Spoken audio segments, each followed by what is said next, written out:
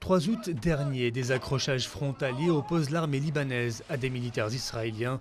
2 soldats et un journaliste libanais ainsi qu'un officier israélien sont tués.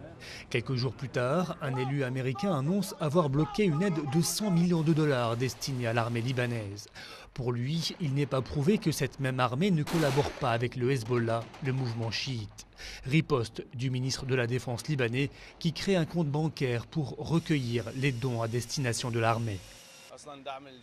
Soutenir l'armée, c'est un devoir national. C'est un devoir qui est de la responsabilité de tous ceux qui habitent la terre libanaise.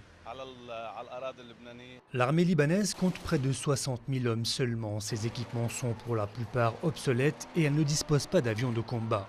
La création d'un fonds pour l'armée recueille l'adhésion des hommes politiques libanais à quelques nuances près. Le ministre de la Défense a pris une bonne initiative.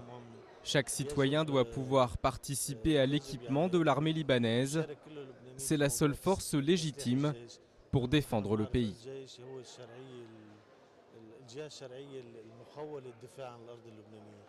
Nous sommes pour équiper l'armée et pour chercher les ressources nécessaires pour la financer.